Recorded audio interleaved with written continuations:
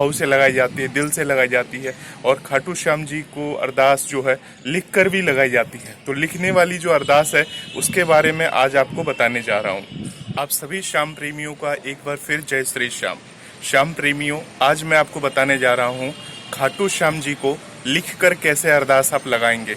बाबा को चिट्ठी कैसे लिखें जिससे आपकी बात बाबा तक पहुँचे। वैसे बाबा तो हम सबकी बात जानते हैं, सबकी परेशानियों को जानते हैं। जो बाबा को जानते हैं, जो खाटू श्याम जी को जानते हैं, उनकी सब बातें बाबा जानते हैं, सारी परेशानियों को जानते हैं। अब भाव से, मन से, कहीं से भी बाबा को याद करते हो तो बाबा आपकी सारी परेशानियों को दूर कर देते हैं। परंतु आज मैं आपको ये बताना चाहूँगा कि खाटू श्याम जी की अरदास एक तो बोलकर लगाई जाती है, भाव से लगाई जाती है, दिल से लगाई जाती है। और खाटू श्याम जी को अरदास जो है लिख कर भी लगाई जाती है। तो लिखने वाली जो अरदास है उसके बारे में आज आपको बताने जा रहा हूँ। जो आप अरदास लगाने वाले हैं उसमें आपके पास क्या क्या चीज़ें होनी चाहिए। उसके लिए आपके पास एक सूखा नारियल होना चाहिए, मतलब छिलका उतरा हुआ नहीं होना चाहिए। इसके साथ आपको एक लाल कलम चाहिए और एक पेज चाहिए। हिंदी कॉपी का पेज जो होता है वो आप पेज ले सकते हैं। और उसके साथ 11 रुपये, 21 रुपये, जैसा भी आपकी श्रद्धा हो वो दक्षिणा चाहिए। तो अब करना क्या है, अब आपको श्याम बाबा की जो अरदास लगानी है, अरदास लगाने के लिए पहले आप कहीं पे भी बैठकर या अपने घर के मंदिर में बैठकर श्याम बाबा को एक आप चिट्ठी लिखोगे, एक पत्र लिखोगे। आपकी जो भी समस्या है उसके बारे में आप उस चिट्ठी के अंदर लिखोगे।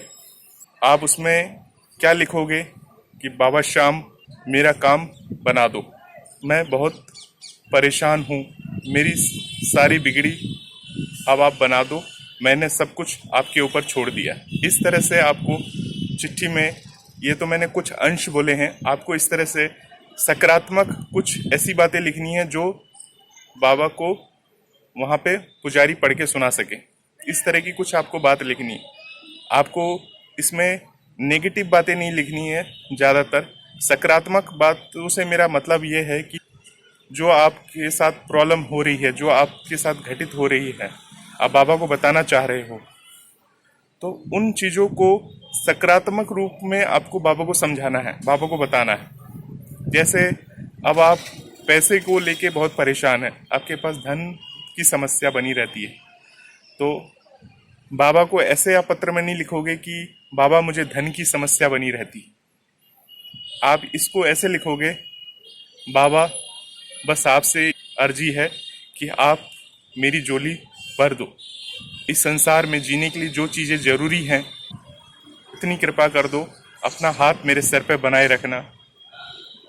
ये आपको बातें लिखनी है। ऐसे शब्द का प्रयोग नहीं करना जो ना, नहीं, इस तरह की बातें आपको उसमें मेंशन नहीं करनी है जो आप पत्र लिख रहे हो बाबा को। तो बाबा को इस तरह से आप पत्र लिखें। लिखने के बाद क्या करना है, जो नारियल आपने लिया है और जो लाल पेन आपके पास है उससे आपने वो पत्र लिखा है। तो जो आप पेन ले रहे हैं, जो आप जहाँ से खरीद के ला रहे हैं, वो पेन जिस दुकानदार से ला रहे हैं, उस पेन से आप वो अरदास लिखें। उससे पहले उस पेन से कुछ भी ना लिखें, ना ही उसे चला के देखना चाहिए कॉपी में ये पेन चल रहा है या नहीं चल रहा है। आपको अगर चला के देखना ही है तो आप खुद से जहाँ भी लिख रहे हैं जय श्री श्याम जी आप उस पेन से लिख सकते हैं, या ओम श्री श्याम देवाय नमः आप लिख सकते हैं। उसके बाद पेन की जांच हो जाने के बाद आप बाबा को ये अरदास अपने घर के मंदिर में बैठकर लिखिए। इस तरह से चिट्ठी में वो आप 2 लाइन में लिख सकते हैं, 4 लाइन में लिख सकते हैं, 10 लाइन में लिख सकते हैं। जो भी भाव आपके हैं उस हिसाब से आपको सोच सोच के अरदास लिखनी है, ताकि वो अरदास जो है आपकी पूरी सकारात्मक रहे और जो बाबा के समक्ष पढ़ी जाए तो बाबा तक आपकी सारी बातें पहुँचे। वैसे तो आप नॉर्मल भी कैसे भी भाव से बाबा को याद करते तो आपकी बातें पहुँच जाती हैं, परंतु लिखने की जो अरदास है वो कोई और पढ़ के अगर बाबा को सुनाता है, जैसे एक पोस्टमैन चिट्ठी लेके जिस प्रकार से आपके पास आता है तो आपको भी अंदर से उत्साह रहता है कि इस चिट्ठी में क्या लिखी होगी। इसी तरह से आप कोई चिट्ठी लिख रहे हो बाबा को, तो जब बाबा के समक्ष कोई लेके जाएगा तो बाबा भी इसी तरह से सोचते हैं कि मेरे पुत्र ने, मेरे भक्त ने मेरे लिए क्या चिट्ठी संदेशा भेजा है, तो उस पर वो अमल करते हैं और तुरंत आपकी तकलीफ़ों को दूर करते हैं। तो इस तरह से बाबा को आप अरदास लगाएं।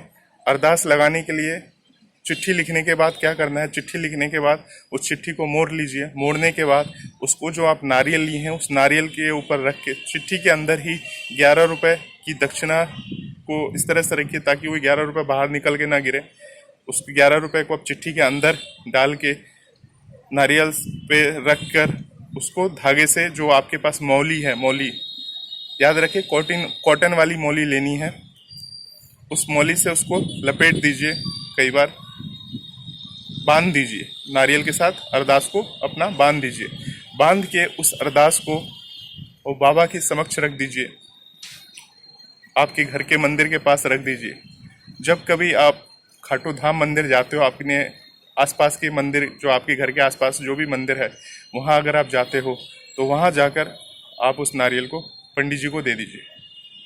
वहाँ के पुजारी जी को आप वो अपना जो अरदास रूपी नारियल है वहाँ के पुजारी जी को दे दीजिए। अब वहाँ के पुजारी जी आपकी वो अरदास को ले लेते हैं। लेने के बाद जब भी उनको समय मिलेगा, बाबा के चरणों में अर्पण करने के बाद जब भी उनको समय मिलेगा तब वो आपकी अरदास को पढ़ेंगे और बाबा को सुना देंगे। परंतु आप ये सोचेंगे कि आपने दे दिया, तुरंत वो बाबा के समक्ष खोल के पढ़ लें, तो देखिए कुछ चीज़ें होती हैं बाबा के समक्ष, आपके समक्ष नहीं होगी।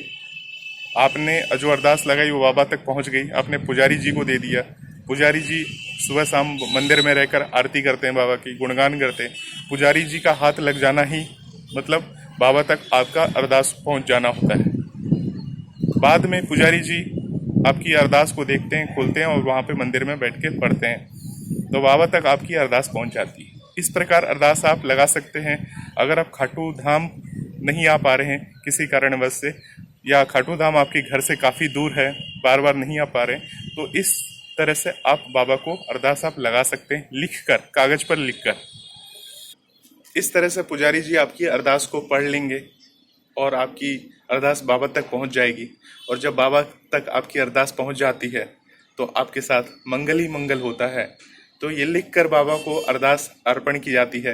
वैसे बाबा को अरदास कैसी लगानी चाहिए, बाबा को लाइव कैसे अरदास लगानी चाहिए, उसके ऊपर मैंने एक वीडियो बनाया है जिसमें बाबा के दर्शन के बारे में मैंने बताया है, दर्शन कैसे करने चाहिए बाबा के, और मंदिर के दर्शन करके कैसे अरदास लगानी चाहिए। आप नीचे कमेंट बॉक्स में अपनी अरदास लगा सकते हो।